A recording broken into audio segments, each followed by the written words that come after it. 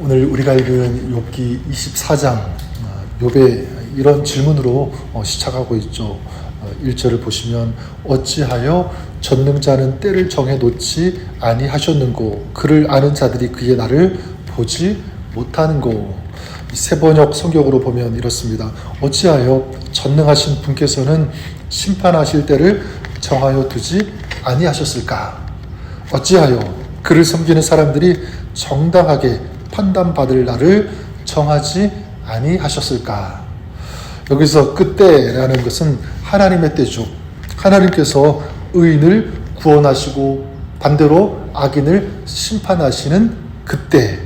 자, 욥은 이 질문을 하면서 의문을 제기하는데 이것입니다. 왜 하나님께서 공의를 실현하시는 때를 정하지 않으셔서 의인이 왜 고난당하고 반대로 악인이 형통하는 이러한 부조리한 일들이 계속되고 있습니까? 이런 의문을 제기합니다. 욥 안에 아마 이런 마음이 있었던 것 같습니다. 지금 내가 당하는 고난 너무나 이해가 되지 않고 어쩌면 너무 부당합니다.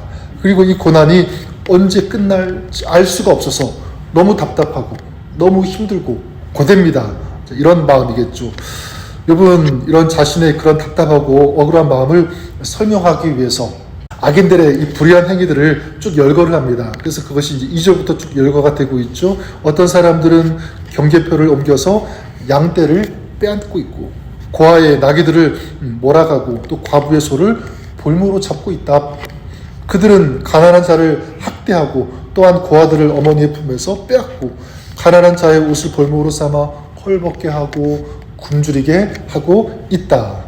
그리고 13절부터 17절까지는 이 악인들을 이제 묘사하는데 그 사람들은 사람들을 죽이고 간음을 하고 도둑질을 하고 불의를 행한다. 그리고 이제 욥은 이런 악인들의 이 악행에 대해서 하나님의 심판이 집행되어야 한다고 합니다. 그래서 18절 보니까 그들은 물 위에 빨리 흘러가고 그들의 소유는 세상에서 저주를 받나니 그들이 다시는 포도원 길로 다니지 못할 것이라. 그리고 이제 욥은 마지막으로 심판이 당장 실행되지 않더라도 자신의 이 선언이 잘못이라고 반박할 자가 없을 것이다 이렇게 확신합니다. 그래서 일절하지만 그 마지막 25절에 가령 그렇지 않을지라도 능히 내 말을 거짓되다고 지적하거나 내 말을 헛되게 만들 자 누구랴. 이렇게 이제 오늘 말씀이 끝이 나는데 욥은 지금 선을 행하는 사람들은 악인처럼 고난을 받고 있는 그런 현실, 반면에 악인들은 기세등등해서 살아가는 그런 현실을 보면서 개탄하고 있는 것입니다. 그래서 하나님의 이 공의와 이 정의가 바로 세워지는 그때 하나님의 때가 빨리 오기를 학수고대하고 있는 것으로 보여지는 것입니다. 자, 불의한 세상에 하나님께서 속히 개입하셔서 이런 자신의 이 소망과 이 소원이 빨리 이루어졌으면 좋겠다 간구하고 있는 거죠.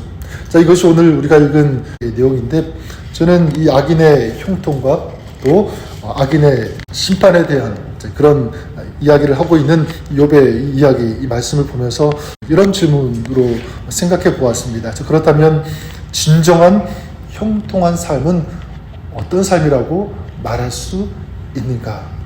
지금 욥이 이 악인의 형통, 악인의 삶, 이런 부조리함, 이런 것들을 쭉 얘기하고 있는데 반대로 뒤집어서 정말 진정한 형통한 삶은 어떤 것인가? 저는 이것이라고 믿습니다. 그리고 제 마음에 이렇게 다가왔습니다. 바로 그것은 오늘 주님과 동행하면서 주님의 인도하심을 받는 삶이다. 굉장히 간단하지만 저는 이것이 맞다고 생각합니다. 그래서 오늘 말씀에 특별히 13절이 제 마음에 와 닿는데 이렇게 말씀하죠. 또 광명을 배반하는 사람들은 이러하니 그들은 그 도리를 알지 못하며 그 길에 머물지 아니하는 자라. 이거 마찬가지로 악인의 특징이기도 합니다. 악인은 광명을 배반한다. 배반한다는 것은 뭐냐면 싫어한다는 거죠. 빛을 싫어한다. 그래서 빛이 비추는 길에 머물지 않고 빛이 비추는 그 길을 걸어가지도 않는다. 이게 바로 악인입니다. 악인은 그렇게 살고 있다는 거죠. 여기서 이 빛은 무엇이냐면 바로 믿습니다. 빛으로 오신 우리 주님이고요. 또 빛은 무엇이냐면 바로 하나님의 말씀인 줄 믿습니다. 주의 말씀은 내 발의 등이요. 그렇게 말씀하고 있으니까 근데 빛은 주님이고 주님의 말씀입니다. 그러니까 아기는 지금 어떤 삶을 살아가고 있는 거죠? 빛 대신 주님, 하나님과 함께 살고 있지 않은 그런 사람, 그리고 하나님의 말씀과 상관이 없이 살아가는 그런 사람. 자, 이런 빛이 없는 인생의 길을 가는 사람, 겉으로 볼 때는 형통하고 굉장히 성공하고 잘 사는 것처럼 보이지만 그런 삶, 이게 지금 욥이 말하는 악인의 삶 아닙니까? 바로 그 악인은 결국 어떻게 되냐면 넘어지게 되어 있고 빼앗기게 되어 있다는 것입니다. 하지만 반대로 주님과 동행하면서 말씀의 빛을 받고 살아가는 사람은 다르다고 믿습니다. 지금 비록 그 걸어가는 길이 고되다고 할지라도, 고난이 있다고 할지라도 그 삶은 제대로 나아가고 있고 제대로 살고 있는 삶이다라고 말할 수 있습니다. 왜냐하면 지금 주님께서 비추시는 그 은혜의 빛을 받고 있기 때문에 그래요. 또 빛 대신 그 주님의 인도하심을 받는 그런 삶이 되기 때문에 반드시 그 길은 패배하거나 넘어지거나 그런 인생의 길이 결코 될 수 없다는 것입니다. 비록 힘들어도 주님이 함께 하시니까 인내할 수 있고요. 담대할 수 있다는 것입니다. 지금 어쩌면 욥이 저는 그렇다고 볼 수가 있는데, 지금 욥이 우리가 계속 보고 있는 것처럼 이해가 되지 않는 그런 고난의 길을 걷고 있지 않습니까? 또 언제 끝날지 모르는 그런 고통의 시간을 지나고 있습니다. 그래서 계속 그래도 욥이 인간이기 때문에 한탄하기도 하고 절망의 소리를 내기도 하고 어쩌면 하나님을 원망하는 것 같은 그런 소리를 내기도 합니다. 사람이니까 그럴 수 있죠. 자, 그런데 계속 우리가 보고 있는 것은 뭐냐면 그런 가운데서도 지금 욥은 누구를 찾고 있냐면 하나님을 찾고 있다는 것입니다. 그리고 하나님을 부르고 있어요. 또 하나님께서 자신의 인생길에 개입해 주시기를 구하고 있다는 것을 계속 느낄 수 있고요. 발견할 수 있습니다. 이 카타콤의 순교자라는 그런 책이 있는데, 여기에 보면 그 로마 시대 예수를 믿는 것 때문에 우리가 역사적으로 아는 것처럼 막 그 로마 그 원형 경기장에 그 믿는 사람들을 끌어다가 야수의 밥으로 던지는, 그래서 믿는 사람들이 그 맹수의 사자밥으로 사라지는 그런 이야기들, 여기에 그 카타콤의 순교자 이런 책에도 그 이야기가 소개가 되고 있는데, 여기 보면 그 어린 순교자 이야기가 나오는데, 이 포리오라는 사람, 그 어린 소년입니다. 그 이야기가 나오는데 박해자가 이 소년에게 물어요. 뭐라고 묻냐면 이렇게 묻습니다. 예수가 너에게 무엇을 해주었는가?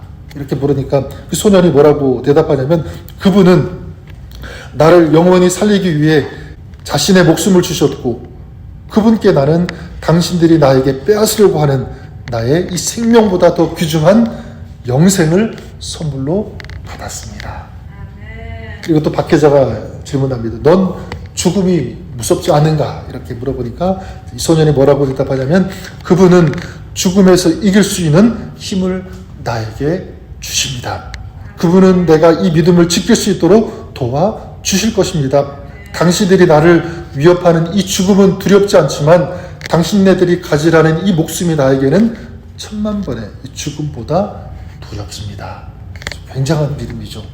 하나님을 얼마나 전적으로 신뢰하고 있는가, 의지하고 있는가, 믿고 있는가 볼 수가 있습니다. 저는 마지막으로 오늘 이 욥이 그랬던 것처럼, 또한 이 어린 순교자가 고백했던 것처럼, 저는 오늘 우리가 이 믿음을 가지고 살 수 있기를 바랍니다.